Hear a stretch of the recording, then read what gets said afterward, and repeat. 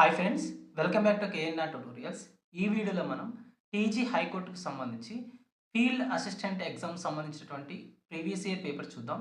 ఇది మనకి 2022లో అడిగినటువంటి పేపర్. సో మనకిది ప్రీవియస్ ఇయర్ క్వశ్చన్ సిరీస్లో 11th వీడియో. ఆల్రెడీ మనం 10 వీడియోస్ చేయడం జరిగింది. సో ఇది 11th వీడియో.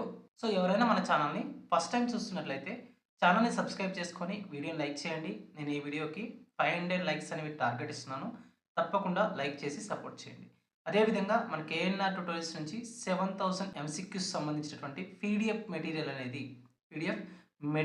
కేవలం 199 రూపీస్కే ప్రింట్ ఆప్షన్తో ఇవ్వడం జరుగుతుంది. మీరు ఏ పోస్ట్కి ప్రిపేర్ అవుతున్నా, జూనియర్ అసిస్టెంట్ కానివ్వండి, ఎగ్జామినర్ కానివ్వండి, ప్రాసెస్ సర్వర్ కానివ్వండి, ఆఫీస్ సబార్డినేట్ కానివ్వండి, టైపిస్ట్ కానివ్వండి, కాపీస్ట్ కానివ్వండి, మీరు ఏ ఎగ్జామ్ ప్రిపేర్ అవుతున్నా కూడా, ఏ పోస్ట్కి ప్రిపేర్ అవుతున్నా కూడా చాలా చాలా యూస్ఫుల్ మెటీరియల్ 100% సిలబస్ని కవర్ చేస్తూ మనం ఇంగ్లీష్ మీడియం అదేవిధంగా తెలుగు మీడియంలో ఈ ఫైల్స్ అనేవి మనం ప్రొవైడ్ చేయడం జరుగుతుంది. అదేవిధంగా 20+ ప్రీవియస్ పేపర్స్ని కూడా మనం ఇందులో అప్లోడ్ చేయడం జరిగింది.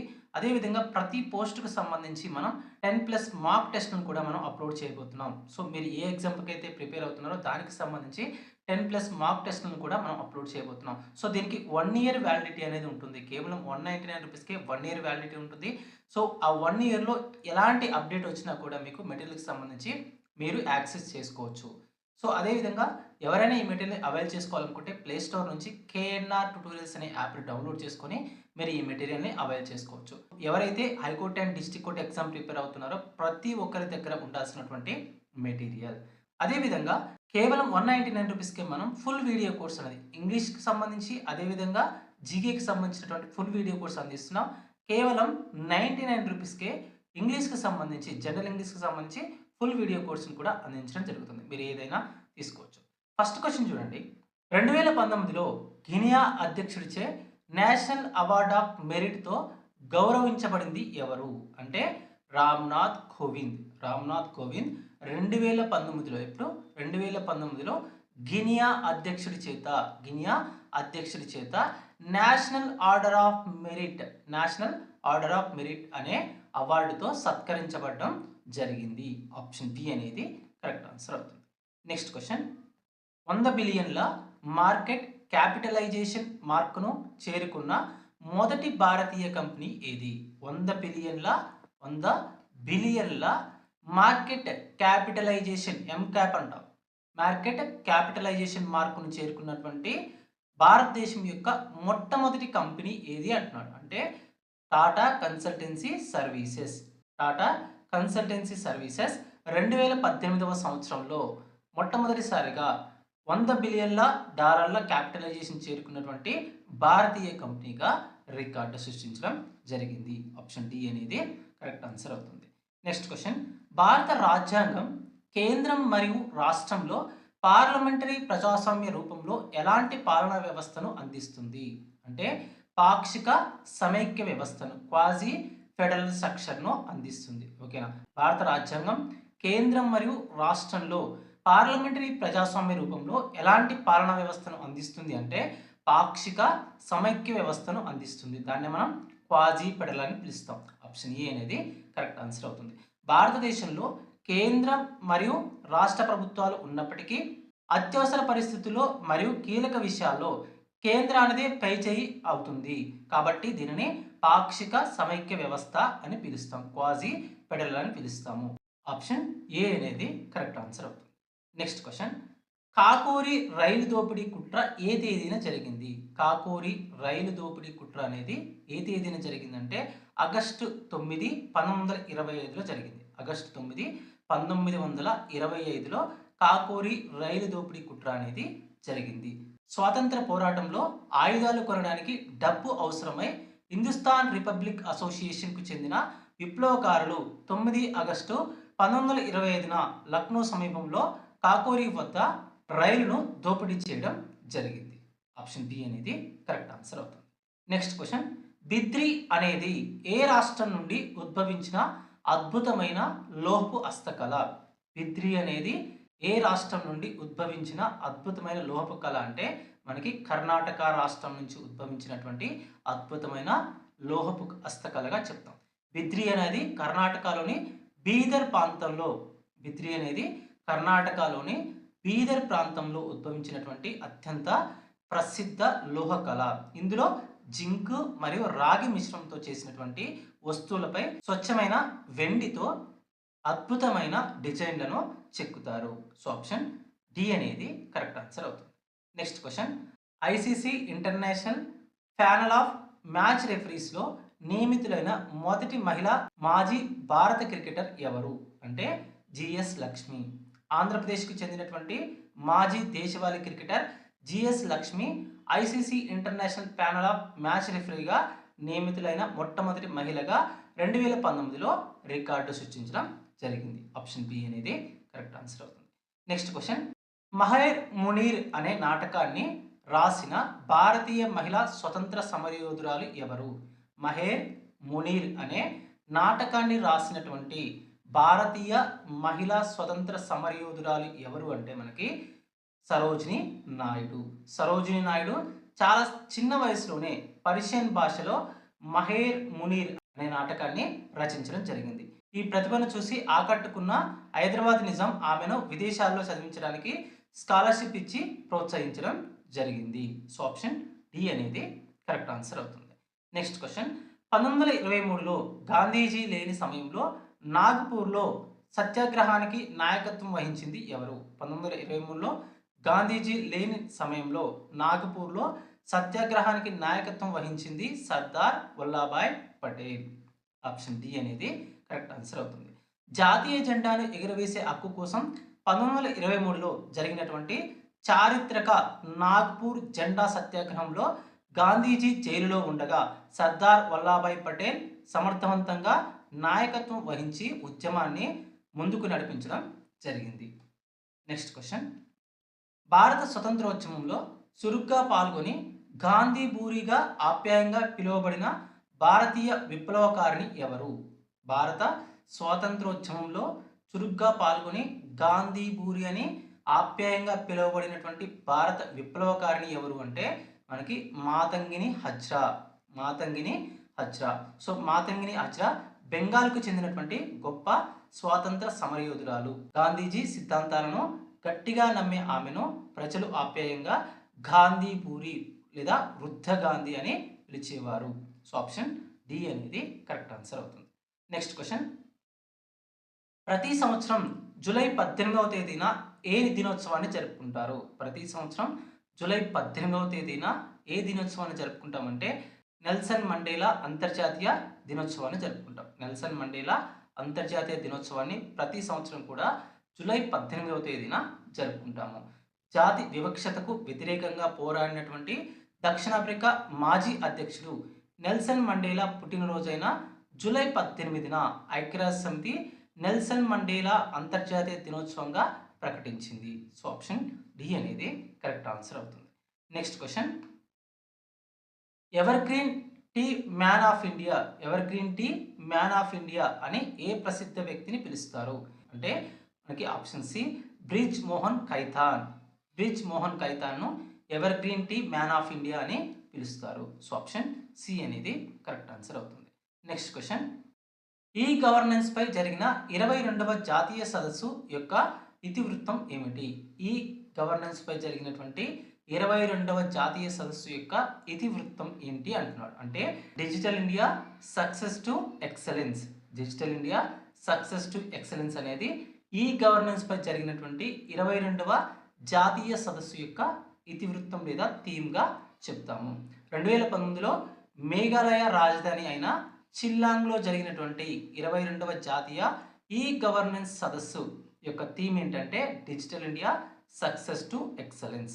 ఆప్షన్ ఏ అనేది కరెక్ట్ ఆన్సర్ అవుతుంది. నెక్స్ట్ క్వశ్చన్, గన్ పార్క్ను దేనికోసం నిర్మించారు? గన్ పార్క్ను దేనికోసం నిర్మించారంటే తెలంగాణ అమరవీరుల స్మారకార్థం గన్ పార్క్ను నిర్మించడం జరిగింది. ఓకేనా, గన్ పార్క్ను దేనికోసం నిర్మించారంటే తెలంగాణ అమరవీరుల యొక్క స్మారకార్థం నిర్మించడం జరిగింది. హైదరాబాద్లోని పబ్లిక్ గార్డెన్స్ ఎదురుగా ఉన్నటువంటి గన్ పార్క్ వద్ద 1969 తొలిదశ తెలంగాణ ఉద్యమంలో అసూలు బాసినటువంటి 369 మంది విద్యార్థులు యువకుల స్మారకార్థం తెలంగాణ అమరవీరుల స్తూపాన్ని నిర్మించడం జరిగింది. దీన్నే మనం గన్ పార్క్ అని పిలుస్తాం. సో ఆప్షన్ ఏ అనేది కరెక్ట్ ఆన్సర్ అవుతుంది. నెక్స్ట్ క్వశ్చన్, వస్తు సేవల పన్ను మొదటి వార్షికోత్సవాన్ని ఎప్పుడు జరుపుకున్నారు? జిఎస్టి లేదా వస్తు సేవల పన్ను యొక్క మొదటి వార్షికోత్సవాన్ని ఎప్పుడు జరుపుకున్నారు అంటే మనకి జూలై 1 2018 జరుపుకున్నారు. జూలై 1 2018 జరుపుకున్నారు. భారతదేశంలో ఒకే దేశం ఒకే పన్ను నినాదంతో వస్తు సేవల పన్ను లేదా గూడ్స్ అండ్ సర్వీసెస్ ట్యాక్స్ జిఎస్టీను జూలై 1 2017 అమలు చేశారు. దానికి సరిగ్గా ఏడాది తర్వాత అనగా జూలై 1 2018 మొదటి వార్షికోత్సవాన్ని జరుపుకోవడం జరిగింది. సో ఆప్షన్ సి అనేది కరెక్ట్ ఆన్సర్ అవుతుంది. నెక్స్ట్ క్వశ్చన్, 2018లో రామన్ మెగాసెసే అవార్డును పొందిన భారతీయుడు ఎవరు? 2018లో రామన్ మెగాసెసే అవార్డు పొందినటువంటి భారతీయుడు ఎవరంటే రవీష్ కుమార్. ఓకేనా. అణగారిన వర్గాల గొంతుకగా జర్నలిజంలో చేసినటువంటి సేవలకు గాను ప్రముఖ జర్నలిస్టు రవీష్ కుమార్కు 2019లో రామన్ మెగాసెసే అవార్డును ఇవ్వడం జరిగింది. సో ఆప్షన్ డి అనేది కరెక్ట్ ఆన్సర్ అవుతుంది. నెక్స్ట్ క్వశ్చన్, బ్రిటిష్ వారిచే ఉరి తీయబడిన అత్యంత పిన్న వయస్కుడైన భారతీయ విప్లవకారుడు ఎవరు అంటే ఖుదీరామ్ బోస్. బ్రిటిష్ వారిచే ఉరి తీయబడినటువంటి అత్యంత పిన్న వయస్కుడైన భారతీయ విప్లవకారుడు ఎవరంటే ఖుదీరామ్ బోస్. భారత స్వతంత్ర పోరాటంలో అసూలు బాసినటువంటి అతి పిన్న వయస్కుడైన విప్లవకారుడు ఖుదీరామ్ బోస్. ఎంత వయసులో? 18 సంవత్సరాల వయసులో. ఓకేనా. సో ముజఫర్పూర్ బాంబు కేసులో అతన్ని 1908 ఆగస్టు 11న ఉరి తీయడం జరిగింది. సో ఆప్షన్ డి అనేది కరెక్ట్ ఆన్సర్ అవుతుంది. నెక్స్ట్ క్వశ్చన్, హిమాలయ ప్రాంతంలో అక్రమంగా చెట్లను నరికివేయడాన్ని నిరోధించడానికి చిప్కో ఉద్యమాన్ని ప్రారంభించిన నాయకుడు ఎవరు అంటే సుందర్లాల్ బహుగుణ. హిమాలయ ప్రాంతంలో అక్రమంగా చెట్లను నరికివేయడాన్ని నిరోధించడానికి చిప్కో ఉద్యమాన్ని స్టార్ట్ చేయడం జరిగింది. ఉత్తరాఖండ్ అడవుల్లో చెట్లను నరకడాన్ని అడ్డుకోవడానికి ప్రజలు చెట్లను హత్తుకొని నిరసన తెలిపిన పర్యావరణ ఉద్యమమే మనకి చిప్కో ఉద్యమం. ఓకేనా. సో ఈ ఉద్యమానికి నాయకత్వం వహించింది పర్యావరణవేత్త సుందర్లాల్ బహుగుణ. ఆప్షన్ సి అనేది కరెక్ట్ ఆన్సర్ అవుతుంది. నెక్స్ట్ క్వశ్చన్, రాక్ ఫెల్లర్ ఫౌండేషన్ అందించే ఫీల్డ్ రీసెర్చ్ అండ్ అప్లికేషన్ కోసం కొత్త నార్మాన్ బోర్లాగ్ అవార్డును పొందిన మొదటి భారతీయురాలు ఎవరు? రాక్ ఫెల్లర్ ఫౌండేషన్ అందించే ఫీల్డ్ రీసెర్చ్ అండ్ అప్లికేషన్ కోసం కొత్త నార్మాన్ బోర్లాగ్ అవార్డు పొందినటువంటి మొదటి భారతీయురాలు ఎవరు అంటే మనకి ఆప్షన్ ఏ అతిథి ముఖర్జీ మొట్టమొదటిసారిగా నార్మన్ బోర్లాగ్ అందుకున్నటువంటి మొదటి భారతీయురాలుగా రికార్డు సృష్టించడం జరిగింది. వ్యవసాయ రంగంలో భూగర్భ జల వనరులపైన అద్భుతమైన పరిశోధనలు చేసినందుకు గాను డాక్టర్ అదితి ముఖర్జీకి 2012లో ఈ ప్రతిష్టాత్మక అవార్డును ఇవ్వడం జరిగింది. నెక్స్ట్ క్వశ్చన్, లుడ్డీ అనేది ఏ భారతీయ రాష్ట్రానికి చెందిన ప్రసిద్ధ నృత్య రూపం? లుడ్డీ అనేది పంజాబ్కి చెందినటువంటి ప్రసిద్ధ నృత్యంగా చెప్తాం. ఆప్షన్ బి అనేది కరెక్ట్ ఆన్సర్ అవుతుంది. నెక్స్ట్ క్వశ్చన్, ఎన్నవ రాజ్యాంగ సవరణ చట్టం 2016 జిఎస్టి విధానాన్ని అమలు చేయడానికి అవసరమైన నిబంధనలను కలిగి ఉంది అంటే 101వ రాజ్యాంగ సవరణ చట్టం అనేది 2016 జిఎస్టి విధానాన్ని అమలు చేయడానికి అవసరమైన నిబంధనను కలిగి ఉంది. సో ఆప్షన్ ఏ అనేది కరెక్ట్ ఆన్సర్ అవుతుంది. నెక్స్ట్ క్వశ్చన్, స్థిరమైన తీర ప్రాంతాన్ని అత్యధిక శాతంలో కలిగి ఉన్న భారతీయ రాష్ట్రం ఏది? స్థిరమైన తీర ప్రాంతాన్ని అత్యధిక శాతంలో కలిగి ఉన్నటువంటి భారతీయ రాష్ట్రం ఏదంటే గోవా రాష్ట్రం. ఓకేనా. కోస్టల్ వల్నరబిలిటీ అధ్యయనాల ప్రకారం భారతదేశంలో గోవా రాష్ట్రం అత్యధిక శాతంలో ఎటువంటి కోతకు గురి కానటువంటి స్థిరమైన తీర ప్రాంతాన్ని కలిగి ఉంది. ఆప్షన్ ఏ అనేది కరెక్ట్ ఆన్సర్ అవుతుంది. నెక్స్ట్ క్వశ్చన్, శిష్కిలా కనుమ ఏ రాష్ట్రంలో ఉంది? శిష్కిలా కనుమ అనేది హిమాచల్ ప్రదేశ్ రాష్ట్రంలో ఉంది. ఓకేనా. శిష్కిలా కనుమ హిమాచల్ ప్రదేశ్ రాష్ట్రంలోనే కిన్నౌర్ జిల్లాలో ఇండో టిబెట్ సరిహద్దులో ఉన్నటువంటి ఎత్తైన పర్వత కనుమగా చెప్తాం. ఆప్షన్ బి అనేది కరెక్ట్ ఆన్సర్ అవుతుంది. నెక్స్ట్ క్వశ్చన్, రాష్ట్రంలో పులుల జనాభాను రక్షించడానికి జనవరి 2019లో సేఫ్ టైగర్ ప్రొటెక్షన్ ఫోర్స్ ని ఏర్పాటు చేయాలని ఏ రాష్ట్ర ప్రభుత్వం నిర్ణయించింది అంటే తెలంగాణ ప్రభుత్వం రాష్ట్రంలో పులుల జనాభాను రక్షించడం కోసం జనవరి 2019లో save tiger protection force save tiger protection ఫోర్స్‌ని ఏర్పాటు చేయాలని తెలంగాణ ప్రభుత్వం నిర్ణయించింది. అడవుల్లో కలప స్మగ్లింగ్‌ను అడ్డుకోవడానికి మరియు అమ్రాబాద్ కవ్వల్ టైగర్ రిజర్వులో పులుల జనాభాను రక్షించడం కోసం తెలంగాణ రాష్ట్ర ప్రభుత్వం 2019 జనవరిలో స్టేట్ టైగర్ ప్రొటెక్షన్ ఫోర్స్‌ను ఏర్పాటు చేసింది. సో ఆప్షన్ ఏ అనేది కరెక్ట్ ఆన్సర్ అవుతుంది. నెక్స్ట్ క్వశ్చన్, ఏ లోపం వల్ల మొక్కల ఆకులు పసుపు ఆకుపచ్చ రంగులోకి మారుతాయి? ఏ లోపం వల్ల మొక్కల యొక్క ఆకులు అనేవి పసుపు ఆకుపచ్చ రంగులోకి మారుతాయి అంటే నైట్రోజన్ యొక్క లోపం వల్ల పసుపు ఆకుపచ్చ రంగులోకి మారుతాయి.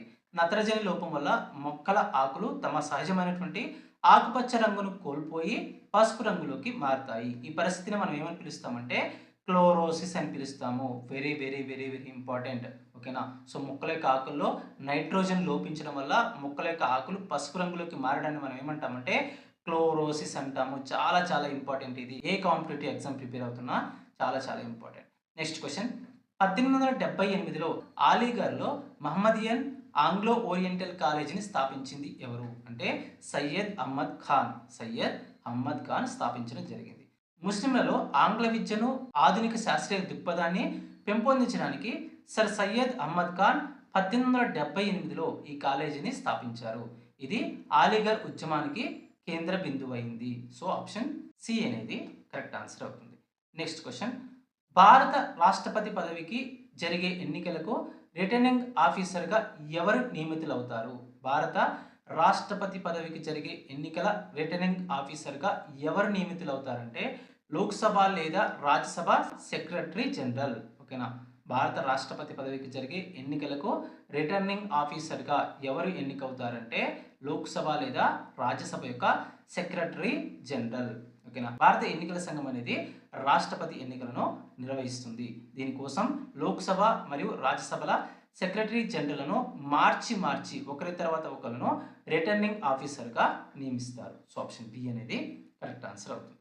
Next question, the history of Humayun Nama అనే జీవిత చరిత్రను ఎవరు రాశారు? అంటే గుల్బదన్ బేగం. సో మనం ఆల్రెడీ డిస్కస్ చేసుకున్నాం. హుమాయూన్ యొక్క సోదరి అయినటువంటి గుల్బదన్ బేగం తన సోదరుడి యొక్క చరిత్రను ఒక పుస్తకంగా రాయడం జరిగింది. ఏ రూపంలో? The history of Humayun Nama అనే రూపంలో దాన్ని రాయడం జరిగింది. ఓకేనా. మొఘల్ చక్రవర్తి అయిన హుమాయూన్ యొక్క సోదరి గుల్బదన్ బేగం అక్బర్ చక్రవర్తి కోరిక మేరకు తన సోదరుని జీవిత చరిత్రను రచించింది. ఓకేనా. సో ఎవరి కూతురు అంటే బాబర్ యొక్క కూతురు. ఆప్షన్ డి అనేది కరెక్ట్ ఆన్సర్ అవుతుంది. నెక్స్ట్ క్వశ్చన్, ఢిల్లీ హైకోర్టు మొదటి మహిళా న్యాయమూర్తి ఎవరు? ఢిల్లీ హైకోర్టు యొక్క మొదటి మహిళా న్యాయమూర్తి ఎవరు అంటే ఆప్షన్ ఏ లీలా సేథ్. చాలాసార్లు అడిగినటువంటి క్వశ్చన్ ఇది, గుర్తుపెట్టుకోండి. ఢిల్లీ హైకోర్టు యొక్క మొదటి మహిళా న్యాయమూర్తి ఎవరంటే లీలా సేథ్. జస్టిస్ లీలా సేథ్ 1978లో ఢిల్లీ హైకోర్టుకు నియమితులైనటువంటి మొట్టమొదటి మహిళా న్యాయమూర్తిగా గుర్తింపు పొందారు. ఆప్షన్ ఏ అనేది కరెక్ట్ ఆన్సర్ అవుతుంది. నెక్స్ట్ క్వశ్చన్, కేంద్ర మంత్రివర్గం ప్రధానమంత్రి కిసాన్ సమ్మాన్ నిధి పథకం రైతుల జాబితాను ఏ తేదీన పొడిగించాలని నిర్ణయించింది? అంటే ఆప్షన్ డి 31 మే 2019. ఓకేనా. సో అప్పుడు ఇది కరెంట్ అఫైర్. సో ఇది ఇప్పుడు అవసరం లేదు అది. నెక్స్ట్ క్వశ్చన్, తెలంగాణలోని జ్ఞాన సరస్వతి దేవాలయం ఏ నది ఒడ్డున ఉంది? Very very important. తెలంగాణలోని జ్ఞాన సరస్వతి దేవాలయం అనేది ఏ నది ఒడ్డున ఉంది అంటే గోదావరి నది ఒడ్డున ఉంది. సో ఇక్కడ ఎక్కడుంది? ఇది బాసరలో ఉంది. ఓకేనా. జ్ఞాన సరస్వతి ఆలయం తెలంగాణలోని బాసరలో ఉంది. నిర్మల్ జిల్లాలో ఉన్నటువంటి ప్రముఖ పుణ్యక్షేత్రమైన బాసర జ్ఞాన సరస్వతి దేవాలయం అనేది పవిత్రమైన గోదావరి నది ఒడ్డున ఉంది. ఆప్షన్ బి అనేది కరెక్ట్ ఆన్సర్ అవుతుంది. నెక్స్ట్ క్వశ్చన్, భారత రాజ్యాంగంలోని ఏ షెడ్యూల్ భారతదేశ అధికారిక భాషలను జాబితా చేస్తుంది? అంటే 8వ షెడ్యూల్. భారత రాజ్యాంగంలో ఉన్నటువంటి 8వ షెడ్యూల్లో మనకి దాదాపుగా 22 అధికారిక భాషలు అనేవి ఉన్నాయి. ఆప్షన్ సి అనేది కరెక్ట్ ఆన్సర్ అవుతుంది. నెక్స్ట్ క్వశ్చన్, భారతదేశంలో ఆదాయపు పన్ను చట్టం ఎప్పటి నుంచి అమల్లోకి వచ్చింది? ఇన్కమ్ ట్యాక్స్ యాక్ట్ అంటాం. భారతదేశంలో ఆదాయపు పన్ను చట్టం లేదా ఇన్కమ్ ట్యాక్స్ యాక్ట్ అనేది ఎప్పటి నుంచి అమల్లోకి వచ్చిందంటే ఏప్రిల్ 1, 1962 నుంచి అమల్లోకి వచ్చింది. భారతదేశంలో పన్ను వసూళ్లను విధింపులను నియంత్రించడానికి పార్లమెంటు 1961లో ఆదాయపు పన్ను చట్టాన్ని ఆమోదించింది. అయితే ఇది ఏప్రిల్ 1, 1962 నుంచి దేశవ్యాప్తంగా అమల్లోకి వచ్చింది. ఆప్షన్ సి అనేది కరెక్ట్ ఆన్సర్ అవుతుంది. నెక్స్ట్ క్వశ్చన్, సైన్స్ అండ్ టెక్నాలజీకి చేసినటువంటి కృషికి గాను 2009లో భారతదేశ రెండవ అత్యున్నత పౌర పురస్కారమైన పద్మ విభూషణ్ను ఏ అణు శాస్త్రవేత్త అందుకున్నారు? సైన్స్ అండ్ టెక్నాలజీ రంగంలో చేసినటువంటి కృషికి గాను 2009లో భారతదేశ రెండవ అత్యున్నత పురస్కారమైన పద్మ విభూషణ్ను ఏ అణు శాస్త్రవేత్త అందుకున్నారు అంటే మనకి అనిల్ కకోద్కర్ అనే అణుశాస్త్రవేత్త పద్మ విభూషణ్ అవార్డును అందుకోవడం జరిగింది. భారత అణుశక్తి మిషన్ మాజీ చైర్మన్ అయినటువంటి మరియు ప్రముఖ అణుశాస్త్రవేత్త అయిన అనిల్ కకోద్కర్ కు అణుశక్తి రంగంలో ఆయన చేసినటువంటి విశేష సేవలకు గాను 2009లో పద్మ విభూషణ్ అవార్డు అనేది ఇవ్వడం జరిగింది. నెక్స్ట్ క్వశ్చన్, ఆర్థిక, రాజకీయ మరియు పర్యావరణ సమస్యలను పరిష్కరించడానికి ఏప్రిల్ 2019లో ఘనాలోని ఆక్రాలో కృత్రిమ మేధస్సు పరిశోధన ప్రయోగశాలను ఏది ప్రారంభించింది? ఆర్థిక, రాజకీయ, పర్యావరణ సమస్యలను పరిష్కరించడానికి ఏప్రిల్ 2019లో ఘనాలోని ఆక్రాలో కృత్రిమ మేధస్సు పరిశోధన ప్రయోగశాలను ఏది ప్రారంభించింది? ఏ సంస్థ ప్రారంభించింది అంటున్నాడు. అంటే గూగుల్ సంస్థ ప్రారంభించింది. సో ఆప్షన్ బి అనేది కరెక్ట్ ఆన్సర్ అవుతుంది. ఆఫ్రికా ఖండంలో ఆరోగ్య సంరక్షణ, వ్యవసాయం, విద్య లాంటి స్థానిక సమస్యలకు కృత్రిమ మేధస్సును ఉపయోగించి పరిష్కారాలు కనుగొనడానికి గూగుల్ సంస్థ తన మొట్టమొదటి ఆఫ్రికన్ ఏఐ రీసెర్చ్ ల్యాబ్ను ఘనాలో ప్రారంభించింది. ఘనాలో ఉన్నటువంటి ఆక్రా ప్రాంతంలో ప్రారంభించింది. సో ఆప్షన్ బి అనేది కరెక్ట్ ఆన్సర్ అవుతుంది. నెక్స్ట్ క్వశ్చన్, ఆగస్టు 2019లో పరువు హత్యలకు వ్యతిరేకంగా ఏ రాష్ట్ర శాసనసభ బిల్లును ఆమోదించింది? అంటే రాజస్థాన్కు చెందినటువంటి శాసనసభ అనేది 2019లో పరువు హత్యలకు వ్యతిరేకంగా బిల్లును ఆమోదించడం జరిగింది. సో ఆప్షన్ సి అనేది కరెక్ట్ ఆన్సర్ అవుతుంది.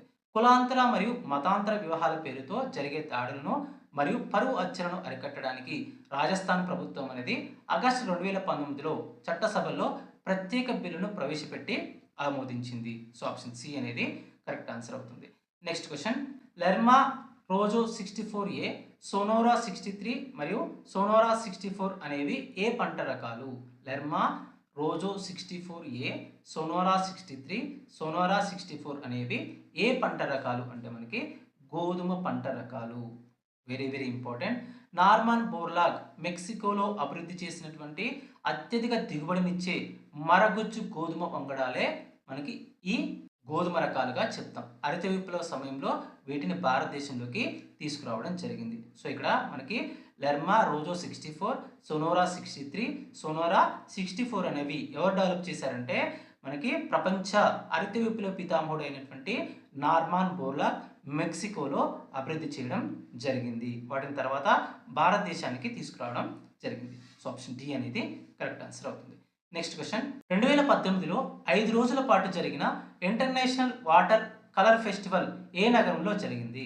2018లో 5 రోజుల పాటు జరిగినటువంటి ఇంటర్నేషనల్ వాటర్ కలర్ ఫెస్టివల్ అనేది ఏ నగరంలో జరిగింది అంటే మనకి రాంచీ నగరంలో జరిగింది. కళలు మరియు సంస్కృతిని ప్రోత్సహించే ఉద్దేశంతో జార్ఖండ్ రాష్ట్ర రాజధాని రాంచీలో 2018 ఆగస్టులో అంతర్జాతీయ వాటర్ కలర్ ఫెస్టివల్ అనేది ఘనంగా నిర్వహించడం జరిగింది. ఆప్షన్ బి అనేది కరెక్ట్ ఆన్సర్ అవుతుంది. నెక్స్ట్ క్వశ్చన్, 4వ ఎడిషన్ ఇంటర్నేషనల్ సైన్స్ కాన్ఫరెన్స్ యొక్క ఇతివృత్తం ఏమిటి? 4వ ఎడిషన్ ఇంటర్నేషనల్ సైన్స్ కాన్ఫరెన్స్ యొక్క ఇతివృత్తం ఏమిటి అంటే మనకి challenges of change redefining the value chain. Challenges of change redefining the value chain అనేది మనకి 4వ ఎడిషన్ ఇంటర్నేషనల్ సైన్స్ కాంగ్రెస్ యొక్క ఇతివృత్తం లేదా థీమ్గా చెప్తాం. ఆప్షన్ బి అనేది కరెక్ట్ ఆన్సర్ అవుతుంది. నెక్స్ట్ క్వశ్చన్, ఆలంపూర్ దేవాలయాలు ఏ రాజవంశానికి చెందినవి? ఆలంపూర్ దేవాలయాలు అనేవి చాళుక్య రాజవంశానికి చెందినవి. తెలంగాణలోని జోగులాంబ గద్వాల జిల్లాలో తుంగభద్రా నది ఒడ్డున ఉన్నటువంటి ప్రసిద్ధ నవబ్రహ్మ ఆలయాలు అనేవి 7వ మరియు 9వ శతాబ్దాల మధ్య కాలంలో బాదామి చాళుక్యులు అద్భుతమైన వాస్తుశైలిలో నిర్మించడం జరిగింది. ఎవరు నిర్మించారంటే బాదామి చాళుక్యులు లేదా చాళుక్య వంశం అనేది తెలంగాణలోని జోగులాంబ గద్వాల జిల్లాలో తుంగభద్రా నది ఒడ్డున ఉన్నటువంటి నవబ్రహ్మ ఆలయాలను 7 నుంచి 9వ శతాబ్దాల మధ్య కాలంలో నిర్మించడం జరిగింది. సో ఆప్షన్ ఏ అనేది కరెక్ట్ ఆన్సర్ అవుతుంది. నెక్స్ట్ క్వశ్చన్, బెంగాలీలో విక్టోరియా రాణి జీవిత చరిత్రను ఎవరు ప్రచురించారు? బెంగాలీలో విక్టోరియా రాణి యొక్క జీవిత చరిత్రను ఎవరు ప్రచురించారు అంటే బిపిన్ చంద్రపాల్. బిపిన్ చంద్రపాల్ బెంగాలీలో విక్టోరియా రాణి యొక్క జీవిత చరిత్రను ప్రచురించడం జరిగింది.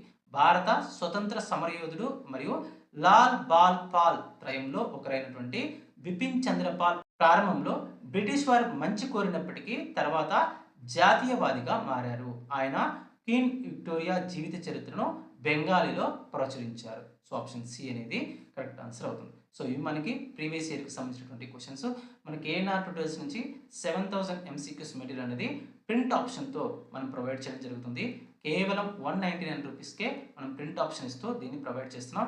ఇందులో మీకు 20+ ప్రీవియస్ ఇయర్ పేపర్స్ కూడా అందుబాటులో ఉంటాయి. ఇందులో 100% సిలబస్ని కవర్ చేస్తూ మనం ఇంగ్లీష్ మీడియంలోనూ అదేవిధంగా తెలుగు మీడియంలోనూ ఈ MCQsని అందుబాటులో ఉంచడం జరుగుతుంది. ఎవరైతే high court and district court exam prepare అవుతున్నారో ప్రతి ఒక్కరి దగ్గర ఉండాల్సినటువంటి మెటీరియల్. ఒకవేళ మీరు ఈ మెటీరియల్ కనుక చదివినట్లయితే 20 డేస్ నుంచి 30 డేస్లో వన్ టైం మీ ప్రిపరేషన్ అనేది ఈజీగా కంప్లీట్ అయిపోతుంది. మీకున్నటువంటి టైంలో 2 to 3 టైమ్స్ కనుక మీరు రివైజ్ చేయగలిగితే మ్యాక్సిమం బెనిఫిట్ అనేది ఉంటుంది. ఎవరైనా ఈ మెటీరియల్ని అవైల్ చేసుకోవాలనుకుంటే ప్లేస్టోర్ నుంచి కేఎన్ఆర్ ట్యూటోరియల్స్ అనే యాప్ని డౌన్లోడ్ చేసుకొని మీరు ఈ మెటీరియల్ని అవైల్ చేసుకోవచ్చు. అదేవిధంగా కేవలం 199 రూపీస్కే ఫుల్ వీడియో కోర్స్ అనేది జీకేకి సంబంధించి అదేవిధంగా జనరల్ ఇంగ్లీష్కి సంబంధించినటువంటి ఫుల్ వీడియో కోర్స్ని కూడా అందిస్తున్నాం. నెక్స్ట్ కేవలం 99 రూపీస్కే జనరల్ ఇంగ్లీష్కి సంబంధించినటువంటి ఫుల్ వీడియో కోర్సును కూడా అందించడం జరుగుతుంది. మీరు ఏదైనా తీసుకోవచ్చు. ఎవరైనా ఈ కోర్సుని తీసుకోవాలనుకుంటే ప్లేస్టోర్ నుంచి కేఎన్ఆర్ ట్యూటోరియల్స్ అనే యాప్ని డౌన్లోడ్ చేసుకొని లేదంటే యాప్కి సంబంధించినటువంటి లింక్ అనేది నేను కామెంట్ సెక్షన్లోనూ డిస్క్రిప్షన్లో ఇస్తాను. అక్కడి నుంచి కూడా మీరు డౌన్లోడ్ చేసుకొని ఈ కోర్సెస్ని అవైల్ చేసుకోవచ్చు. సో మరొక వీడియోలో మరొక ఇంట్రెస్టింగ్ అప్డేట్తో మళ్ళీ కలుసుకుందాం. అంతవరకు సెలవు. జై హింద్.